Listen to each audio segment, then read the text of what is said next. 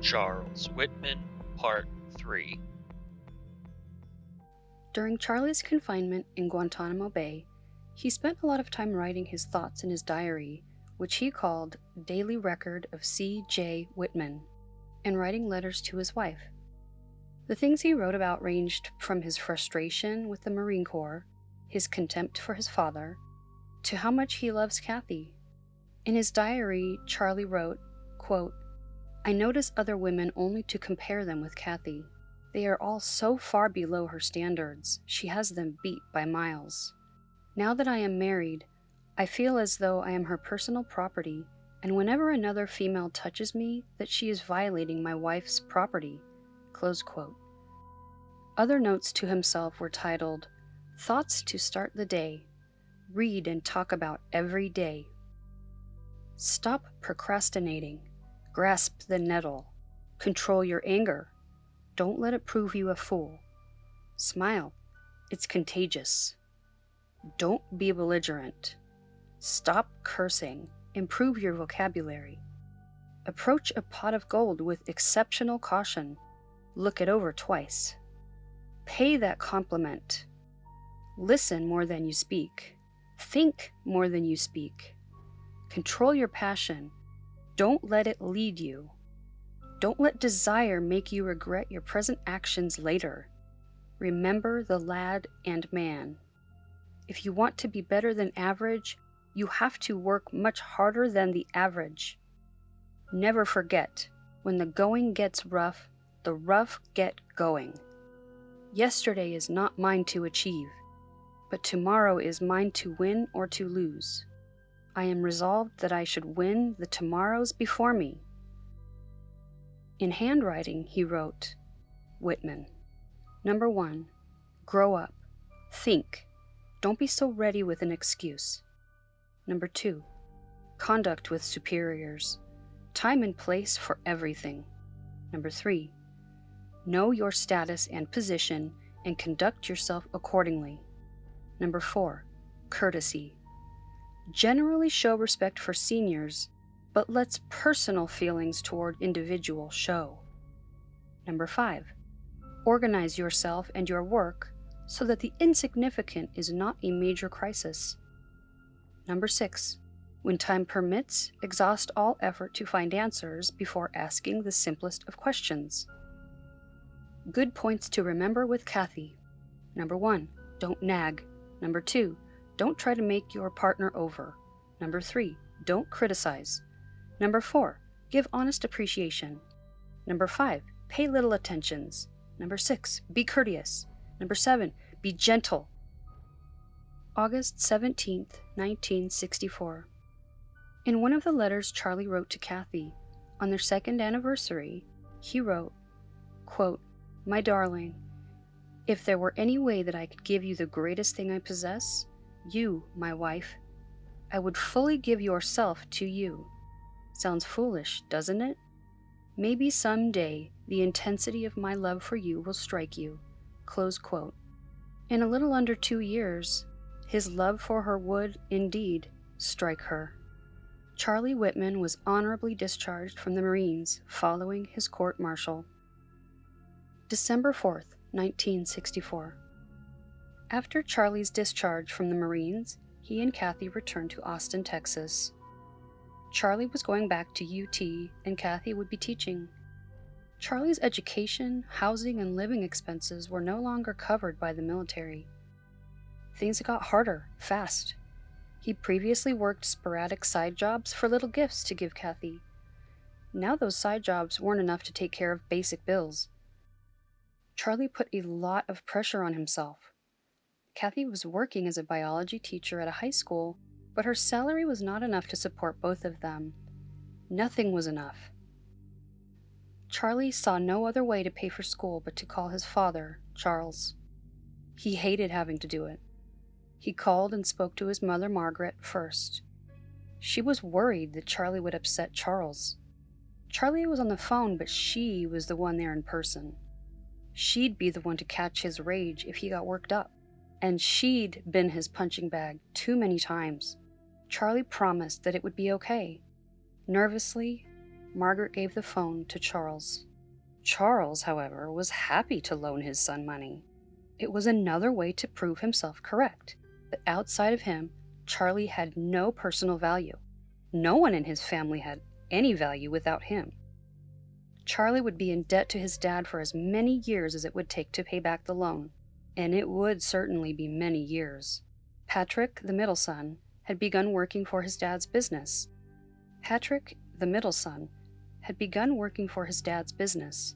So he and his wife were completely reliant upon Charles for their livelihood as well.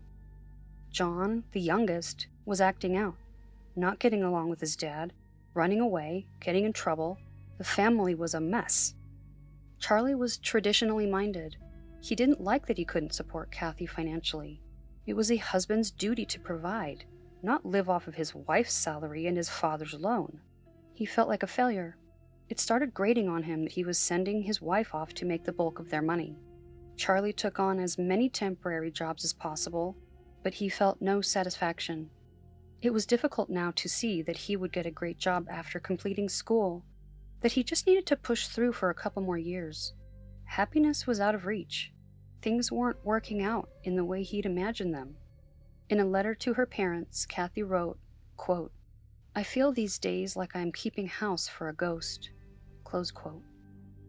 Charlie changed from mechanical engineering, which bored him, to architectural engineering, something far more interesting to him.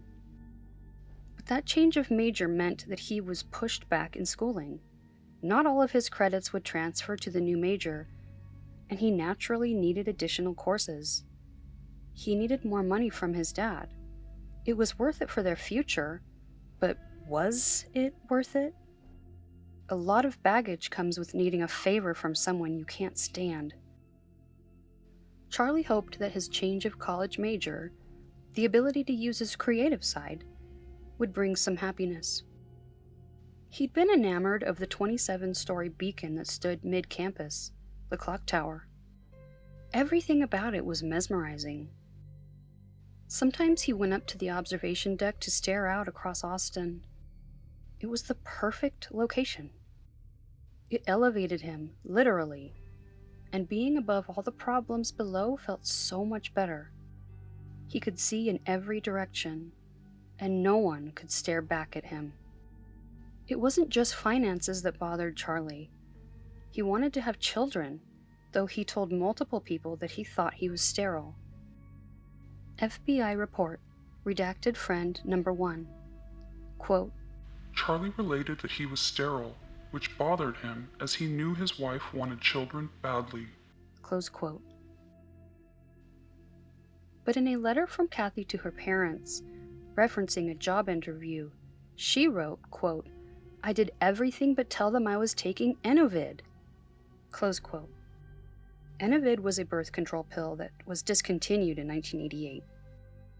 Charlie even wrote Kathy's parents, writing, quote, "I sure wish you would talk my wife into having a baby," close quote. It seems that Charlie's sterility was a fabrication.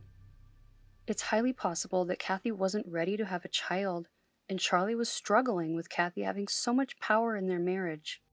She was the one making their income, and she was the one deciding on having a family or not. That certainly was not how Charlie had been raised. Outside of financial stress, wanting a family, and marital insecurity, Charlie had been trying for a long time to get his mother to leave his father.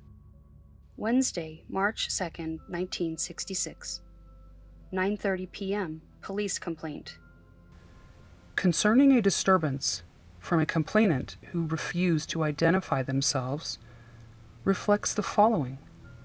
Caller stated that the people at the above address were going to kill each other. 11:20 p.m. Police complaint. Complainant called in reference to complaint number 1. Complainant, Charlie, advised that Mr. Charlie A. Whitman had threatened to do bodily harm to his mother.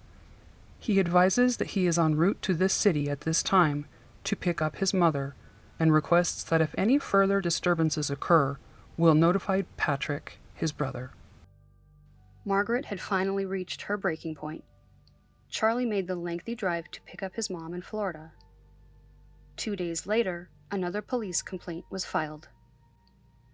March 4th, 1966. 4:05 p.m. Police complaint.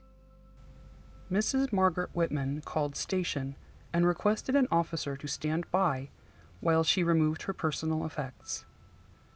Officers stood by for 1 hour and 15 minutes.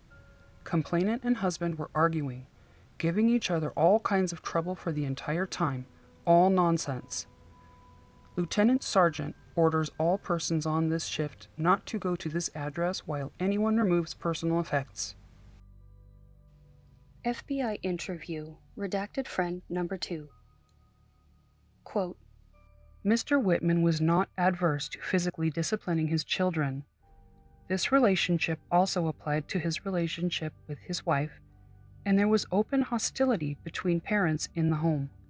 She said it was her understanding Charlie suggested to his mother that she leave Mr. Whitman and come to Texas, which she agreed to do, and Charlie came to Florida and got his mother, at which time there was another large family disagreement. Mrs. Whitman had started some legal action to obtain separate maintenance payments from her husband, which her husband was fighting because he thought she was asking for far too much. Close quote. Margaret made it to Texas, away from Charles for the first time in 25 years.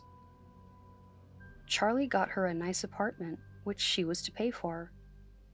He didn't tell her that her money wasn't enough, and that Charlie and Kathy were covering the rest of it. Though he was glad his mom was safe, it was another pressure that he felt. A few weeks later, Charlie told his teachers that he was going to be dropping out of school. He went to a campus psychiatrist. Tuesday, March 29th, 1966. Psychiatrist report. Quote, This massive, muscular youth seemed to be oozing with hostility as he initiated the hour with the statement that something happened to him and he didn't seem to be himself. He identified his father as being brutal, domineering, and extremely demanding of the other 3 members of the family. He expressed himself as being very fond of his wife, but admitted that his tactics were similar to his father's, and that he had on 2 occasions assaulted his wife physically. He also made reference to a court-martial for fighting, which resulted only to his being reduced several grades to a private. The real precipitating factor for this initial visit seemed to stem from the separation of his parents some 30 days ago. His mother summoned him to Florida to bring her to Texas, and she is now living in Austin. Charlie says that his father has averaged calling every 48 hours for several weeks, petitioning him to persuade his mother to return to him. He readily admits having overwhelming periods of hostility with a very minimum of provocation. Repeated inquiries attempting to analyze his exact experiences were not too successful, with the exception of his vivid reference to thinking about going up on the tower with a deer rifle and start shooting people. He recognizes, or rather feels, that he is not achieving his work at the level of which he is capable, and this is very disconcerting to him. The youth could talk for long periods of time and develop overt hostility while talking, and then during the same narration may show signs of weeping. Charlie has lived for the day when he could consider himself as a person capable of excelling his father in high society in general. He's self-centered and egocentric, and at the same time he wants to improve himself. The degenerated state of affairs with his parents, plus his repeated recent failures to achieve, have become extremely frustrating to him, which he and his father would express his hostility. No medication was given. He was told to make an appointment for same day next week. Close quote. Charlie didn't drop out of school. He returned the next day. Charlie began developing severe headaches until he had one constantly. His childhood habit of biting his nails came back strong. He had a variety of medications prescribed to him, some uppers to help his concentration and some downers to help him relax. People said he always had pills with him, and that he made reference to them being like candy, that they, quote-unquote, couldn't hurt you. I'm not sure he took them, though. I haven't read anywhere that people saw him taking them, and he had a rather large collection. It was said that he offered them to other people. I do wonder if he kept them with him as an excuse if someone said he was acting oddly. He knew he wasn't feeling normal, and that he was having unusual thoughts that were not normal for him. It would be far easier to point to his bag of pills to explain strange behavior than to say, "I feel like I'm losing it." We do, however, know that he was taking a lot of Excedrin for his headaches. FBI report, redacted friend, number 3. Quote, "She said that what she considered one of Mr. Whitman's faults was his constant reminders to his family and everyone else that everything his family had, he gave to them, and she felt this trait might well have been just as disgusting to family members as it was to everyone else." Close quote. Saturday, July 30th, 1966. FBI report, redacted friend, number 4. Quote, They described Charlie's father as a brute who beat his wife and children. Saturday, Charlie's father cut off all financial support to Charlie and his mother. close quote. Charles was not getting his way, and that just wasn't going to happen. He had not convinced Margaret to come back to him, and he probably blamed Charlie. It is not clear how it took place, but Mr. Charles Whitman stopped his money train. It was the only hold he had on his family, the thing that made them need him. Sunday, July 31st, 1966, 4 p.m. Charlie and Kathy had a scheduled date to visit friends. He was unusually quiet. I don't know if Kathy even knew that Charles had withdrawn his financial support for Margaret and Charlie's school loan. But I tend to think that he kept it to himself. He wasn't good at letting people in on his stress. Before long, they had to leave, expressing that Charlie needed to take Kathy to work. That day, she was scheduled to work from 6 to 10 p.m.